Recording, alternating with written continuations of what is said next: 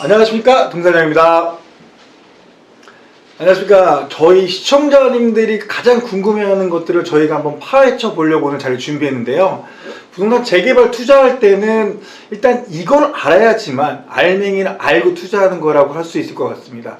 오늘은 노원구에 재개발하고 있는 현장과 또 재건축하고 있는 현장에 현재 조합원이시자 또 리더로 활동하고 계신 회장님들을 모시고 현재 그 재개발 사업들이 어떻게 진행되고 있는지, 재개발 사업이 어떻게 하면 빨리 진행되는지 이 부분에 대해서 한번 알아보고 공부하는 시간을 갖기 위해서 오늘 자리 준비했는데요. 오늘 자리 함께 해주실 먼저 인사 소개시켜드릴 분은 투미부동산의 김재용 소장님이십니다. 인사 부탁드릴게요. 네, 반갑습니다. 재개발 재건축 전문가 투미부동산 컨설팅의 김재용 소장입니다. 오늘 이제 정말 또 귀하신 분들을 모셨는데요. 먼저 이근환 위원장님, 회장님 먼저 소개 부탁드릴게요. 상계 보람아파트 재건축 정비 사업에 관련되어 있으시죠? 인사 소개 한번 부탁드리겠습니다. 네, 반갑습니다. 상계 보람아파트 입주자 대표회장을 맡고 있는 이근환입니다.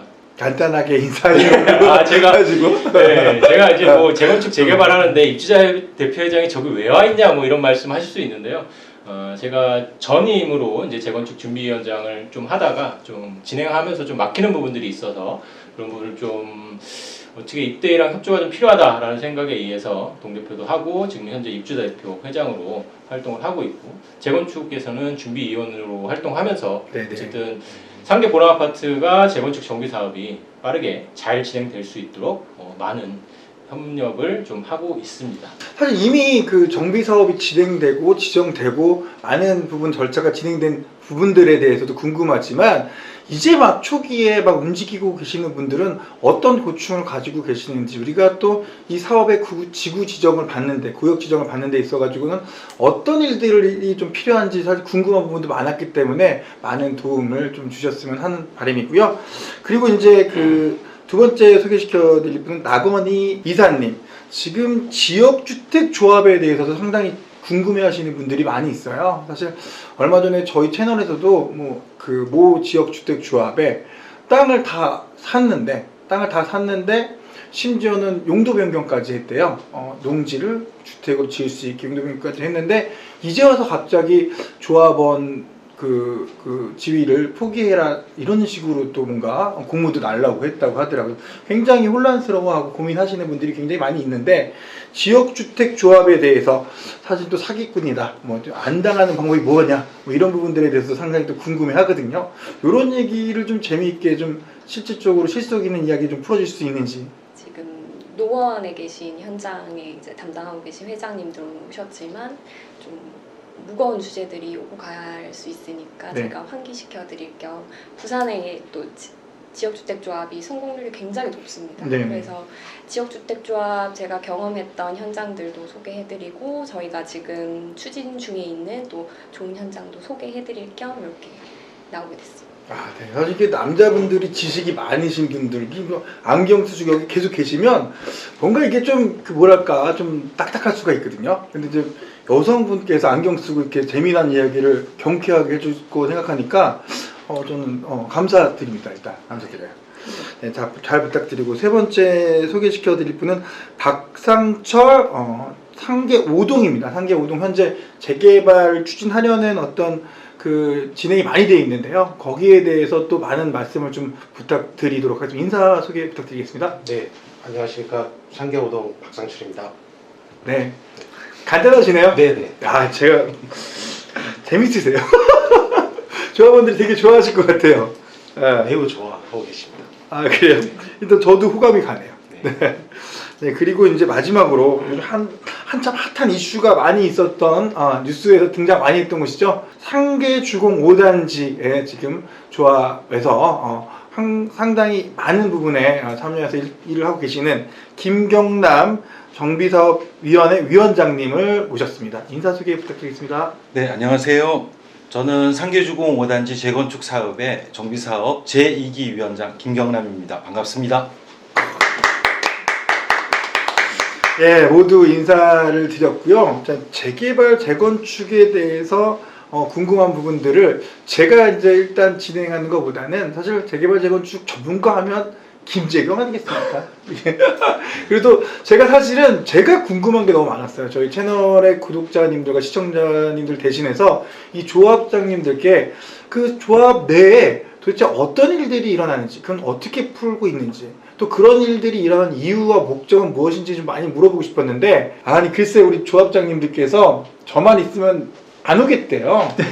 김 소장님이 좀 오셔가지고 좀 또 상호 소통하고 얻을 수 있는 자리가 됐으면 한다고 해가지고 제가 또 이렇게 급급 다시 얼마 전에 오셨는데 또 다시 오셨습니다. 네, 그러니까 오늘 자리도 한번 유쾌하고 좋은 자리가 될 수 있도록 좀 앞으로 좀 부탁드리도록 하겠습니다. 뭐 사실 저는 이게 두 번째 출연인데 네. 갑자기 판이 이렇게 커질 거라고는 생각도 못했어요. 그러니까 사실은 저도 이제 한 분씩 따로 보시고 싶었는데 조합장님들도 각자 또 생계도 있고 직업도 있으신 가운데 조합일을 보고 계시는 거라서 오늘 또 한 번에 이렇게 이 자리에서 각자가 맡아서 하고 있는 사업에 대한 홍보도 또 진행이 좀 됐으면 하는 바람이 저도 있거든요. 그래서 좀 무리수가 있었지만 다 모셨어요. 다 모시고 우리 소장님께도 좀 도움을 받았으면 하는 마음이었습니다. 그러면 일단 오늘 이야기의 시작은 원래 조용필은 좀 나중에 등장하잖아요. 그러니까 사실은 상계주공 5단지 굉장히 궁금한 게 많이 있잖아요. 뉴스에서도 많이 추가 분담금 이야기도 좀 이슈가 됐었고 그 부분을 나중에 다루도록 하고 나긋나긋한 우리 나건희 이사님께 좀 여쭤보겠습니다. 지금 간단하게 지금 지역주택조합에 대한 그 사업 방식 이런 것 좀 여쭤봐도 되는지 모르겠어요. 지금 하고 계시는 곳은 어디신지 이런 것도 좀 궁금하기도 하고요. 저희 현장 위치는 부산 서구 암남동에 위치해 있고요. 대지 면적이 한 4,600평 정도 되고 연면적이 한 16,000평 정도 나오는데 한 323세대 지금 예정 세대수는 계획을 하고 있습니다. 그러니까 앞으로는 송도 해수욕장이 보이고 뒤쪽으로는 장군산이 위치해 있어서 주거 입지로는 아주 우수하다고 볼 수 있고 송도 해수욕장 주변으로 해가지고 여러 단지들이 있는데 이제 마지막 남은 오션뷰 자리라고 보시면 될 것 같습니다. 지금 이제 기존의 다른 사업지를 지역주택조합이라는 정비사업 방식으로 성공해낸 사례라든지 경험이 있으신가요? 그럼요. 지금 저희가 진행하고 있는 암남동 현장에만 하더라도 저희 현장 바로 옆으로 이제 동원비스타 현장, 그 다음에 송도 이편한 세상 요 두 현장이 모두 지역주택조합 방식으로 지금 완공 또는 입주까지 완료된 상태고요. 그러니까 해당 현장에서 제가 뭐 협력사 그리고 업무 대행사에서 이제 진행한 경험이 있습니다. 소장님, 이게 지역주택조합에서 제일 중심이 되는 게 토지 확보하고 뭐 이런 건가요? 뭐가 중요한가요, 소장님? 전 사실 여기서 뭘 말해야 될지 잘 다시 모르겠는데 할까요? 왜냐면 지역주택조합 관련해서 앞에 계신데 그렇고. 기본적으로는 저는 좀 많이 어렵다라고 아, 생각하는 인식이고 우스갯소리로 인터넷에도 막 왼수한테 추천해라. 그렇죠. 추천하는 사람이면 막 대표님 하세요라고 하면 너 이렇게 그렇죠. 그런 건데 나가는 지름길이다 뭐 이런 것도 근데 있어가지고 제가 괜찮으신가 모르겠어요. 어떻게 코멘트를 해야 될지 모르겠는데 일단은 솔직한 가장 얘기는. 먼저 얘기하는 거는 토지 확보 얼마나 했냐를 일단 기본적으로 많이 이제 묻잖아요. 어떻게 많이 하고 있나요? 그러니까 지역주택조합이라고 하면은 사실 부정적인 사례들이나 기사들이 너무 많아서 안 좋은 인식을 갖고 계신 분들도 많으신데 부산을 예로 들자면 지금 111개 현장이 지금 지역주택조합 방식으로 진행 중인데 그 중에 34개 현장이 사업 승인 완료 또는 입주까지 완료한 현장들이에요. 그래서 수치적으로만 봐도 지금 30% 이상 성공률을 보이고 있고 지역주택조합 방식으로 했을 때 가장 사업의 성패를 나누는 게 말씀하셨던 대로 이 토지 확보 부분이거든요.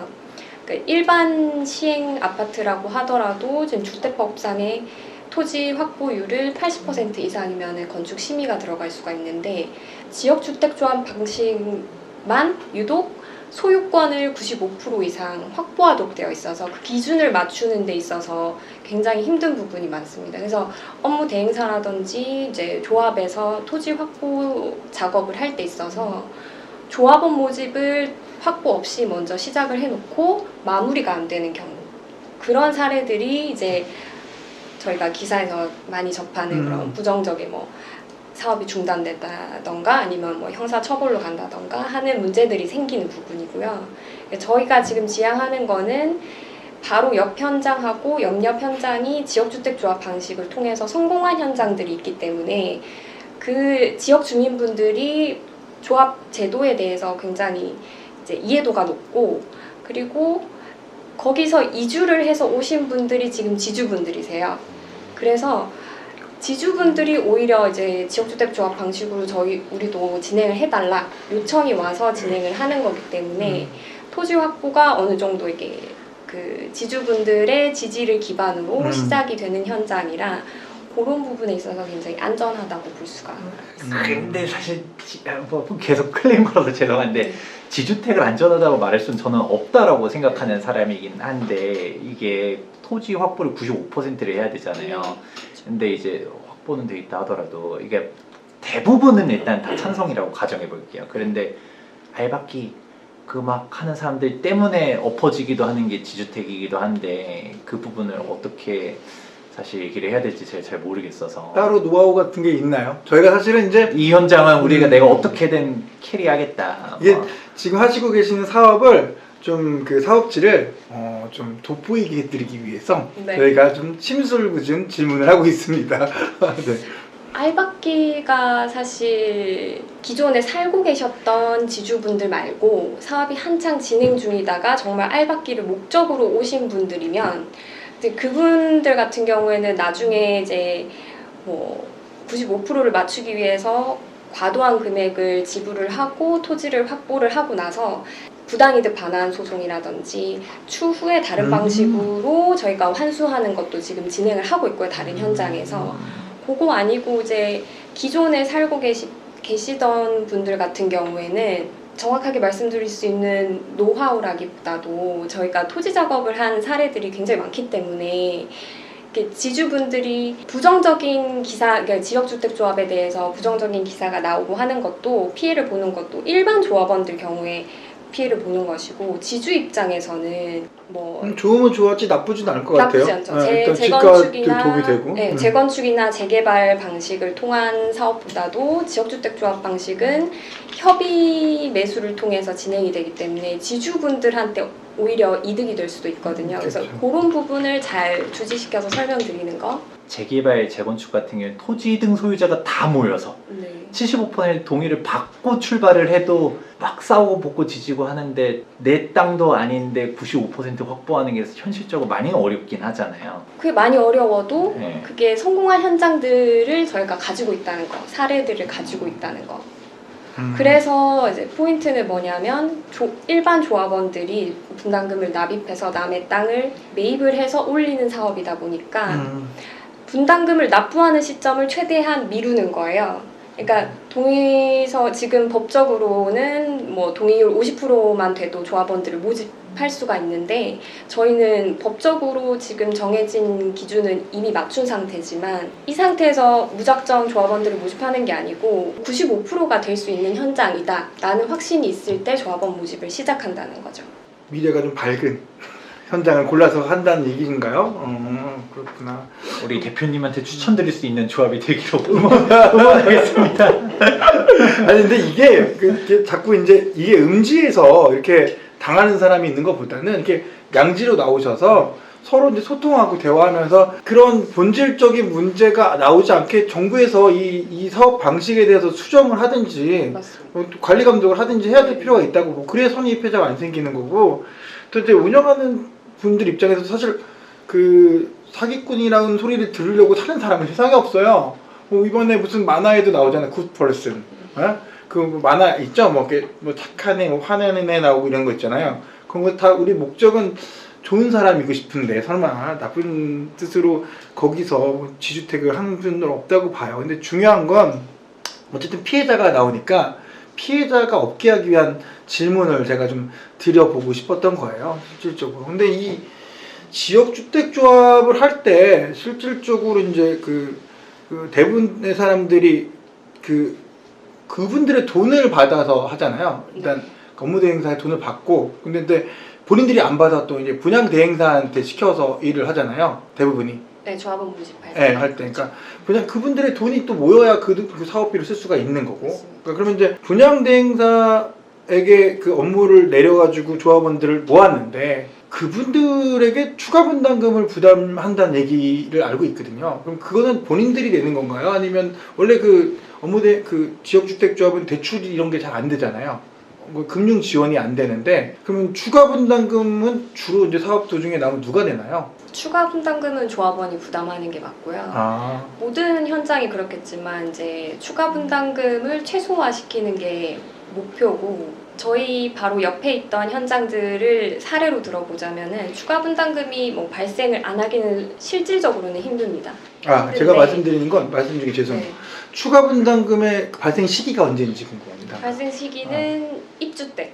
입주 때예요? 네, 그럼 뭐 준공되고 나서네요. 그렇죠.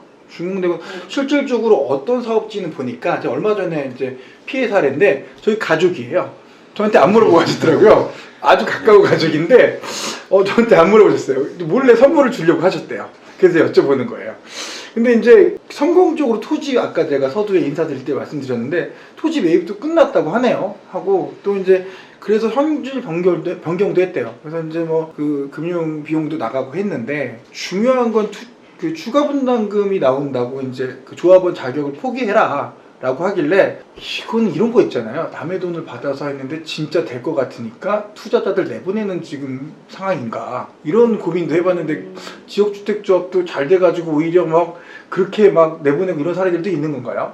조합원들을 재적 처리하는 경우는 사실 귀하게 정해진 사례들이 너무 많아서 제가 정확하게 어떤 케이스인지 저는 이제 알 수가 조합원들에게도 이제 어쨌든 사업의 권한이 있으니까 오랜 시간 고생해갖고 그분들 돈 가지고 만들었는데 정작 사람이 화장실 갈 때하고 나올 때하고 틀리잖아요. 그러니까 딱 이제 될 것 같으니까 이 조합원들을 내보내야 되겠어 이런 생각을 하는 건지 궁금한 거예요. 거기 말하시는지 모르겠지만 영등포구에 음. 모 지역주택조합의 사업계획 승인 네. 95% 이제 확보 다 해서 갔더니 분담금을 엄청 터트려 놓고 네. 조합원들이 반발하니까 그러면 너 빠져나갈 수 있는 기회 열어줄게 라고 네. 하는 뉴스 기사 봤는데 그러니까요. 거긴가? 뭐 제가 뭐 구체적으로 밝히진 않겠지만 어쨌든 그런 사례들을 봤을 때는 어떻게 보면 지역주택조합도 이렇게 성공해서 오히려 떵떵거리는 사례들도 있구나 하고 제가 도움드리는 말씀을 한번 해본 거예요, 사실은. 아마 사업 기간이 너무 많이 길어지면은 초반에 잡았던 이제 사업 수지랑 중간쯤 사업 승인되면은 중간 지점이거든요. 그리고 이제 착공 앞둔 시점에서는 PF가 일어나야 되기 때문에 그 시점에는 이제 시공사하고 금융사가 다 들어오면서 수지표를 새로 짜게 됩니다. 그러니까 그때와 이제 초기 사업 수지가 너무 차이가 크면은 추가 분담금을 이제 예정으로 해가지고 알려드리는 부분이 있어요. 근데 말씀하셨던 사례는 뭐 그렇게 나쁘게 생각하면은 그런 분들도 계실 수 있지만 업무 대행사나 뭐 조합 아예 그냥 입장에서 도덕성이 없는 분들이지 뭐 시작부터 이분들은 그렇게 써먹으려고 그런 것 같아 내가 볼 때. 그런 분들은 또 그냥 그렇게 관행적으로 해오는 분, 자기 재산만 중요하신 분들이 있는 것 같아요. 근데 뭐 아무런 이유 없이 그냥 조합원들을 강제로 이렇게 제적시킬 수 있는 방법은 없고요. 기본적으로는 일단 지역주택조합은 조합원들이 기반이 되어야지 대출도 가능하고 뭐 금융기관이나 시공사에서도 가장 먼저 체크하는 것이 조합원 모집률이거든요. 네네. 그래서 기반이 잘 되어 있어야 되기 때문에 조합원들을 아무 이유 없이 이렇게 내치는 업무 대행사는 굉장히 잘못된 그러니까 사례입니다. 그 와중에 또 걱정하시더라고요. 저희 가족분은 야 이게 되는 것처럼 보여줘서 끝까지 달고 가려는 거 아니냐? 동의인 확보를 위해서 지금 수작 부리는 거 아니냐? 이게 있잖아요. 상대방이 잘못된 행동을 하는 데들은 선의를 가진 사람들은 무한으로 자기가 뭘 잘못했나 생각을 하거든요. 안 됐어요. 근데 지금 오늘 이렇게 시청하시는 분들이 있다면 지역주택조합 중간에 조합원 포기하라고 하는 데는 긍정적으로 좀 보시고 좀 가져도 되지 않을까. 결론이 그렇진 않아요. 그러니까 어쨌든 왜냐면 이제 또 그 반대로 또 분명히 또 조심하셔야 될 거는 그럼에도 불구하고 끝에서도 문제가 생겨서 백지화되는 사업들도 많이 있으니까 지역주택조합은 굉장히 좀 조심해야 되는 거. 안 당하는 비법 같은 거 있으시면 좀 오히려 그 호랑이 굴에 있는 호랑이로서 어떻게 생각하시는지. 뭐 처음에 이제 조합원 가입할 때 뭐 다들 이제 다 알고 계시겠지만 그 홍보관에서 직접 토지 동의율 또는 계약률, 토지 매매 계약이 얼마나 되었는지를 서류로서 꼼꼼히 한번 확인해 보시고 가입하시는 게, 그리고 또 업무 대행사가 이 현장 말고도 뭐 다른 어떤 경험들이 있었는지 그런 사례들을 보고 신중하게 가입하시는 걸 권해드립니다. 그거를 어떻게 확인해요? 다 믿을 수 있나요? 보여주는 거? 현장에 보시면은 그 계약서나 동의서를 인적 사항만 가리고, 그러니까 자신 있는 현장들은 내부이고요. 자신이 없는 현장들은 그게 없죠, 보통 서류들이. 그 보시면은 아마 부동산에 좀 관심 있으신 분들은 인적 사항만 가리고 도장이 다 날인이 되어 있는 계약서인지 그 부분을 좀 중점적으로 보시면 돼요. 하여튼 굉장히 진짜 중요한 정보, 정말 쓸모 있는 정보 주셔서 감사합니다. 사실 김 소장님 보니까 지주택에 대한 어떤 부정적인 게 많아서 별로 끼고 싶지 않은 것 같은 생각이 드는데. 아니 뭐 아까 말한 그 팁 관련해서 추가적으로 궁금한 거가, 제가 네. 변호사님한테 들었는데 이게 실무적으로 그게 가능한가 싶어서, 네. 아까 토지 확보율 얘기하셨잖아요. 네. 근데 그게 말로는 우리 70% 모았다라고 해도 그게 거짓말이면 답이 안 나오니까 이걸 증명을 해야 되는데, 네. 그래서 조합원 가입할 때 서류에다 진짜 뭐 우리 토지 확보 뭐 예를 들어서 구출 72%다 이거 명시를 해놔야 나중에 법원 가서도 유리하다라는 얘기를 들었거든요. 그럼 그거 요구하면 해주나요? 아마 안 해줄 겁니다. 그러면- 해주진 않는데 그 서류로 확인하는 거 말고도 지금은 법률이 다 전면적으로 네. 개정이 되어서 구청에 신고하도록 되어 있어요. 아 그럼 구청 가면 이게 몇 %인지 네, 나와요? 맞습니다. 구청에 전화해 보시면 가장 확실하고, 구청에는 뭐 인적사항 가리고 이런 거 없이 토지 사용 승낙서랑 지주들의 인감증명서가 붙지 않으면은 확보율로 쳐주지가 않기 때문에 그렇게 직접 전화해서 확인해 보시는 게 맞죠. 그러니까요. 사실 이미 그 김 소장님 생각도 저는 이제 동의를 하는데, 그 지역주택조합에서 피해자가 워낙에 많기 때문에 굳이 또 이런저런 얘기하다가 좀 피해자가 생길까봐 조심해야 되는 부분들은 있는 것 같아요. 아무래도 좀 추청을 하시는 분들의 오해의 여지가 있다 보니까 조금 뭐 양해의 말씀 부탁드리고요.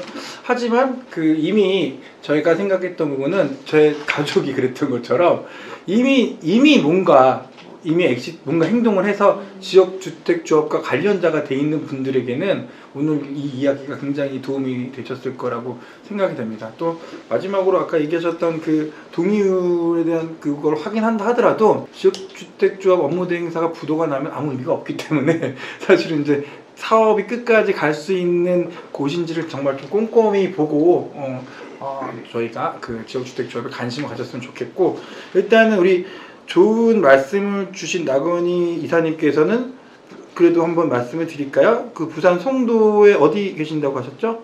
암남동이라고요. 송도 해수욕장에 위치해 있습니다. 네, 좋은 마음을 가지고 열심히 업무를 하고 계시는 분은 또 이렇게 관심을 좀 가지시는 것도 좋지 않을까 생각합니다. 자, 그러면 이제 좀 약간 분위기를 좀 바꿔볼까요? 이제 박상철 상계 5동 재개발 정비사업 조합장님께서는 지금 현재 그쪽에 그 동의서 진구가 어느 정도 돼 있고 사업이 어느 정도 진행되어 있는지 이런 것부터 말씀해 줄 수 있나요? 구역 지정에 관한 동의율은 이제 충족이 돼서 지금 서울시에 입안 제안을 하고 있는 상태고요. 추석 전으로 구역 지정 고시가 이제 발표가 될 것으로 이제 예상하고 있습니다.